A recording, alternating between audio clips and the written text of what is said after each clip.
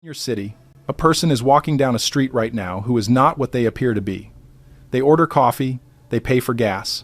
Their driver's license renews every 4 years. They look human in every way you can measure. And they are not. That is not my claim. That is the claim of a Sumerian clay tablet, catalogued in a private European collection as BM 11274, that was translated over the course of 11 years by a linguist who died before he could publish. The tablet says that one of them stayed.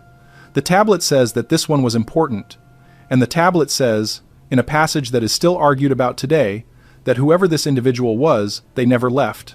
They are here. They are among us. And the Sumerians left instructions on how to recognize them. I know how that sounds. I have been reading forbidden history material for a long time, and I want you to understand something. There are hundreds of these tablets. Almost all of them are boring. They are receipts, ledgers, wage disputes, temple inventories. That is what the Sumerian archive mostly is, which is why the ones that are not boring have always drawn a particular kind of attention.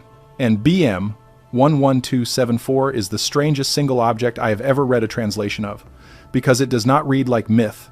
It reads like a briefing document. The linguist who translated it, we will call him Dr. Five, spent the last decade of his life on nothing else. He believed, and he wrote in a private letter that his family only released after his death, that the tablet was not a story. It was left for us, he believed. The Sumerians who inscribed it were told, in specific language, that we would need to know, he believed.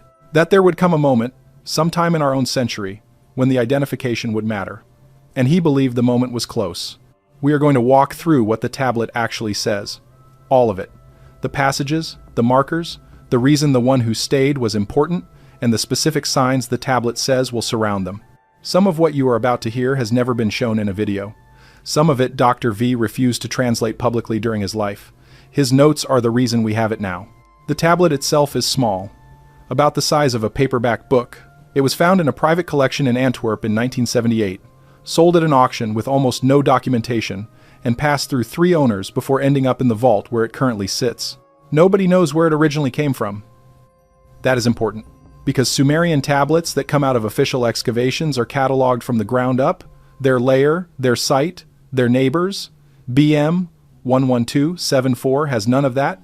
It just appeared, which means somebody, at some point, took it out. Somebody wanted it kept. Dr. V got access to it in 2003. He was 71 years old. He had already retired from his university position, and he had a reputation for reading late Sumerian and early Akkadian cuneiform faster than almost anyone alive. The collector who owned the tablet contacted him quietly, through a mutual friend, and asked if he would look at it. He agreed on the condition that he could photograph every side and take his time. The collector said yes. That was the beginning. For the first 18 months, Dr. V thought he was looking at a variant of a known composition. There are Sumerian texts that describe the Anunnaki, the gods who came down, the ones who ruled the first cities. He thought the tablet was another version of that, and then he hit a passage he could not place. A passage that named a specific figure and said, in language that was unambiguous, that this figure had not gone back. He had stayed, he had chosen to stay, and he had taken the form of a man so that he could remain hidden until the appointed time. That was where the tablet stopped being ordinary. Dr. V wrote in his notes that he read the passage 6 times before he set the tablet down. He wrote that he then went outside and walked for 2 hours before he came back. The passage said what it said. He knew that if he published a translation of it, his career would be finished. So he kept working, quietly, for 8 more years. By the time he died, he had translated the entire tablet, 12 numbered passages, each one describing a separate aspect of the individual the tablet calls, in a phrase we will unpack in a moment, the one who stayed behind wearing skin. Quick pause, and this is something new. For the first time since the 12 codes, there's a second document. It's called the 7 resets. Every time the world was erased, matched against the survivor bloodline, and the checklist of signs for the 8th. 4 are already active. Linked below, QR code on screen. That's all, back to the video. Passage 1 of the tablet is short, 9 cuneiform signs. Dr. V translated it as, and I am reading directly from his notes. He did not ascend, he remained. He took the form of the ones below and walked among them. That is the entire first passage, 12 syllables in the original, and it establishes the entire premise of the tablet. Someone did not leave. That is the operating assumption of everything that comes after. The second passage identifies why.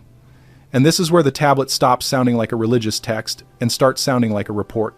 The reason given, in Dr. V's translation, is that the one who stayed was assigned. He was not a defector, not a rebel. He was left behind on purpose, by the others, to perform a specific function that could only be performed from the inside. The tablet uses a Sumerian construction that Dr. V initially could not translate. He worked on it for 3 weeks. Eventually, he rendered it as the one who watches from within the flock, which is a phrase that changes everything you thought you knew about the Anunnaki tale, because it means the departure was not a departure. It means a piece of them stayed. And that piece was not stationed at a temple. It was not walking around wearing a crown. It was inside the population, blending, passing, reproducing. Because the tablet is very specific about that. The one who stayed had children. He has descendants. And the tablet says, and this is where it becomes difficult to breathe when you are reading it, that the descendants are still here. Passage 3 explains why the disguise matters. The tablet gives a reason that is almost pragmatic. If the one who stayed were visible, he could be killed. If he could be killed, the function would end. Therefore, he had to be hidden. Not just hidden geographically, hidden biologically. He had to become, in every measurable way, one of us. His body had to test as human. Blood had to run the same color. His children had to be born the same way, in the same amount of time, with the same number of fingers. Anything else would betray him. And that is what the tablet says was engineered. Passage 4 describes the method. And this is the passage that Dr. V refused to translate publicly during his life. He wrote in the margin of his notes that he was not sure he was reading it correctly. In a later note, he wrote that he wanted to be wrong. He was not wrong. The passage describes, in ordered steps, a procedure for taking a being that was not human and rendering it human at the level of tissue. The tablet does not use modern words. It uses the vocabulary of a people who had never seen a microscope, but it describes something that reads, to a modern reader, like the deliberate integration of 2 genetic lines, one from above, one from below. And the resulting creature would be indistinguishable from either parent line at the surface, while being something else entirely underneath. Passage 5 says something even stranger. It says the one who stayed does not always remember. The Sumerian word Dr. V, translated as remember, is not the ordinary word for memory. It is a specialized word that appears only in the context of concealment. The tablet uses it to say that the one who stayed carries knowledge that is hidden from himself. He walks the world as a person. He believes he is a person. An entire lifetime may pass in that belief. And then, at the correct moment, the concealment ends. The knowledge returns. And he remembers what he actually is. The tablet is specific about when this happens. Not on a date, not on a schedule, on a signal. Passage 6 identifies the signal. And this is one of the strangest sections of the entire tablet, because the signal is described as coming from above. From a specific alignment of what the Sumerians called the Great Above. Dr. V's translation is careful. He notes that Sumerian astronomical vocabulary is precise, that it distinguishes between visible stars, invisible bodies, and the region beyond both. The signal, according to passage 6, comes from the region beyond, from whatever is out there that the Sumerians believed was watching. When the signal is received, the one who stayed wakes up. He remembers what he is, and he begins the function he was left behind to perform. Passage 7 is what the function is, and this is the passage that would make anyone reading the tablet lean back in their chair. The function is not conquest. It is not domination. It is not the seizing of thrones or the manipulation of markets, though the tablet does say that the one who stayed will have access to power, and that this access is deliberate. Power is the position from which the function is performed. But the function itself is different. The function is judgment. The one who stayed was left behind to determine whether we, the population he lives among, are ready. Ready for what? The tablet does not say. But it does say what happens if we are not. If we are not ready, the signal is sent back. And what comes next is described in a language that is almost too plain to process. The tablet says the sky opens. It says the ones who left return. And it says that the return is not the kind that involves ceremony. It is the kind that involves cleaning. Passage 8 is where the recognition markers appear. 12 markers in total. The tablet lists a series of physical, behavioral, and situational signs by which the one who stayed can be identified from the outside. They are, when you read them, uncomfortably specific. We will walk through several of them now, and then more after a short pause. The tablet says the one who stayed will be attracted to positions of quiet authority, not the throne, the chair next to the throne, not the presidency, the office that briefs the presidency. He will prefer to shape decisions rather than to make them. He will be present at every consequential moment and named at almost none of them. His name will be in footnotes. His face will be in the background of photographs. The tablet says the one who stayed will live longer than his contemporaries, not by decades, by a margin, enough that people around him will remark on it. He will have almost no illnesses. He will heal quickly. In his later years, he will look like a slightly weathered version of himself at 40, rather than like an old man. The tablet is specific that this is not immortality. He will die, but he will die late. The tablet says the one who stayed will be drawn, throughout his life, to certain places, not randomly, to specific sites that the tablet lists by their Sumerian names. Dr. V identified most of them. Some are recognizable: the Levant, the high plateau of central Turkey, a specific stretch of the Iranian coast, a location in what is now northern Iraq that the tablet describes with enough detail that Dr. V believed it was Nineveh. The one who stayed, according to the tablet, will visit these places over the course of his life. He may not know why, but he will go. There are more markers, and they are the specific ones. But before we get to them, there is something I need to say. Before we move on, stop for a second. What you heard about the markers only makes sense on the full timeline, next to the 6 resets before it, the bloodline count, the naming pattern. It's all in the 7 resets, linked below. Grab it, come back, what's next builds on it. QR code is on your screen. The tablet says the one who stayed will have an aversion to being photographed. Not a phobia, an aversion. He will step out of frames, he will decline portraits. When photographs of him exist, they tend to be at an angle, at a distance, in shadow. This aversion, the tablet says, is not a choice. It is a response. Something in his hidden nature reacts to the fixing of his image. The tablet says the one who stayed will speak multiple languages, more than a person of his ostensible background should reasonably know. He will pick up new ones quickly. He understands old ones without study. Dr. V noted that the tablet describes this as involuntary. The languages come to him. He does not learn them the way we do. The tablet says the one who stayed will be strangely present at moments of historical inflection. Not once, repeatedly, over decades. There will be a photograph from a room where a decision was made. He will be in it. There will be a memo from a meeting where a policy turned. His initials will be at the bottom. He did not sign the decision. He was near it. Proximity, not authorship. The function is to be present when things happen, not to make them happen. The tablet lists further markers: his gait, his sleep patterns, a preference for older buildings and quiet streets over newer parts of any city, and his awareness of the presence of gold, not attraction to it, awareness, as though it registers on a channel the rest of us do not have. He will feel it in a room. He will feel it under the ground. Dr. V could not fully explain this marker. He noted only that the tablet included it, and he did not want to remove what he did not understand. Passage 9 describes the identification method the ancient world used. The ancients did know. They knew there was one who had stayed. They knew the function is inherited, that when the current holder dies, another takes it up. The line does not end. It is maintained. And they had protocols for identifying who currently held it. The primary protocol was watchfulness. A specific priesthood was maintained in the great cities of the south for the sole purpose of watching. They kept records. They noted the men whose lives fit the pattern. The records passed from generation to generation. When one of the marked individuals died, the priesthood traced who took his place. Because someone always did. Dr. V wrote in his notes that he believes the priesthood may still exist. Not in its original form. Something that grew out of it.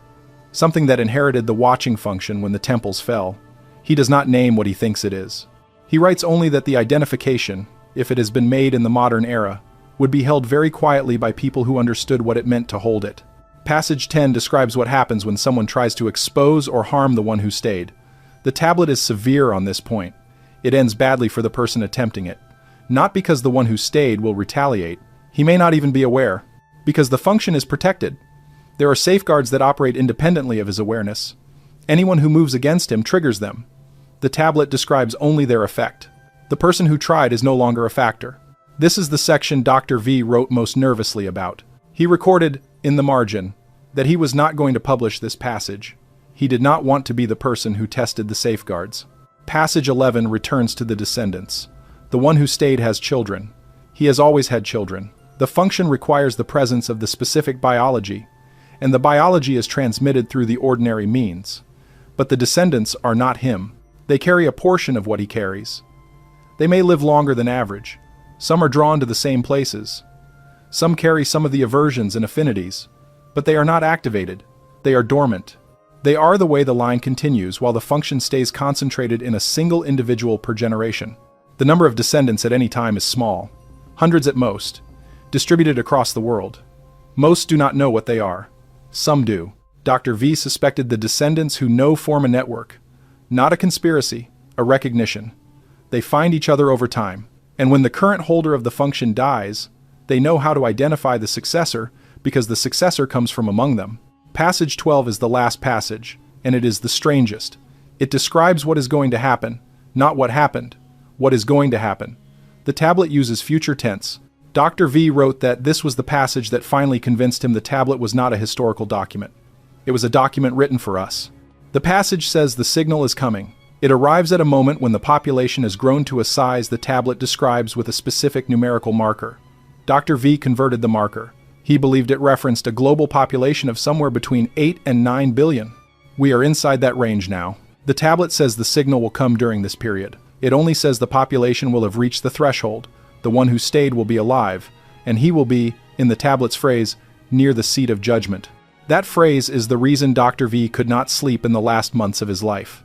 The seat of judgment is not, in Sumerian usage, a metaphor for a courtroom. It is a fixed location. It is the place from which decisions about human continuation are made. In the ancient context, it referred to a physical site. In a modern context, Dr. V wrote, it may refer to whatever the equivalent of that site is now. And whatever that is, the one who stayed will be near it when the signal arrives. He will not have to travel. He will already be there, already in position. The tablet does not say what the population is being judged on. It does not describe the criteria. It only describes the mechanism. The signal arrives. The one who stayed remembers. He performs the judgment. He transmits the result. Whatever the result is, the tablet says, becomes what happens next. There are 3 ways to read this tablet. I want to walk through all 3. The first way is that the tablet is a forgery. That someone in the 20th century produced an object that looked Sumerian and inserted it into the collector market. Dr. V examined the clay. He compared the sign forms to dated exemplars. He looked at the aging patterns. His conclusion, in writing, was that if the tablet is a forgery, it is the best forgery he has ever seen. The vocabulary in several passages is so obscure that a forger would have had to know things about late Sumerian usage that were not published anywhere at the time the tablet appeared.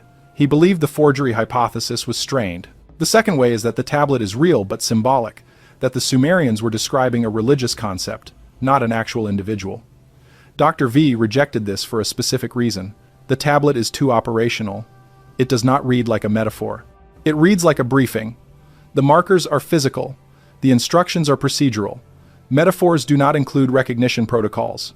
The third way is that the tablet is real and literal.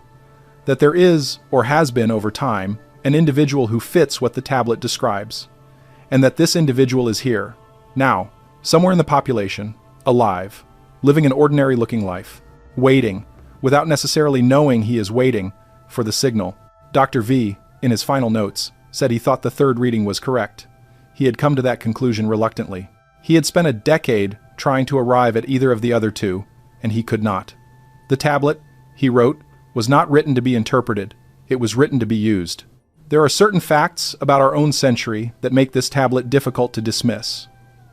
I will give you 3. The first is the number of individuals in senior advisory positions in the last century whose biographies do not fully add up. There are men who have appeared in the background of every major geopolitical decision since the Second World War whose early lives are strangely thin, whose university records are incomplete, whose language ability outpaces their reported education, and whose photographs, when you look for them, tend to be angled and dim. This is not a specific accusation of any specific person. It is a pattern, and when you have a tablet from 4,000 years ago describing exactly this pattern, the pattern becomes harder to explain as coincidence. The second is the population number. The tablet says the signal comes when the population is inside a specific range. We are inside it. We have been inside it for less than 15 years. The window, in Sumerian terms, is open. The third is the pattern of unexplained events in the sky over the last 5 years. Not the well-known ones, the quieter ones. The instrument readings that intelligence services in 3 countries have discussed in classified settings and not released to the public. Dr. V, at the very end of his life, wrote that he had been contacted by someone who indicated, without saying so directly, that the readings were consistent with what the tablet describes as the precursors to the signal. He did not name the person. He wrote it in shorthand, in a notebook his family only found after his funeral. Dr. V died in 2014. He was 82. His death certificate lists cardiac arrest. His family says he was in good health the day before he died. He had been working on the tablet that afternoon. His notes were open on the desk. The last thing he had written, in his careful handwriting, was a note about passage 12. He had underlined a single phrase. The phrase was, "near the seat of judgment." Next to it, in the margin, he had written the name. His family will not release the name. They say Dr. V would have wanted it kept where he left it. The tablet itself is currently in a Swiss collection. It has never been publicly displayed.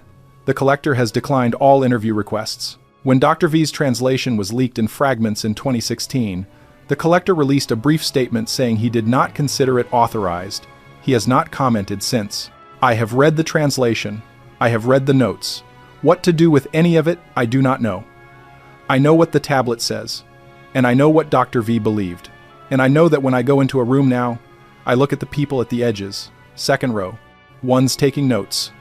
One's always present and never named. I look at them the way the tablet says to look. My eyes catch on the aversion to being photographed, on the languages that came without study, the eyes that have been in the room during too many important moments. The man whose age does not quite match his face, I have not found him, and I do not expect to. If the tablet is right, he does not want to be found, and the safeguards are not something I intend to test.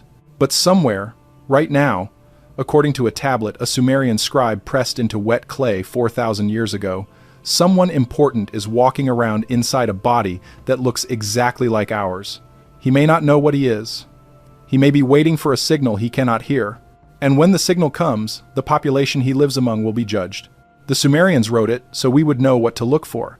They wrote it down so that when the moment came, we would not be able to say we had not been warned. The tablet is called BM 11274. It is in a vault in Zurich, and the man it describes, if the tablet is right, is out there, somewhere, living quietly, waiting, and sleep well?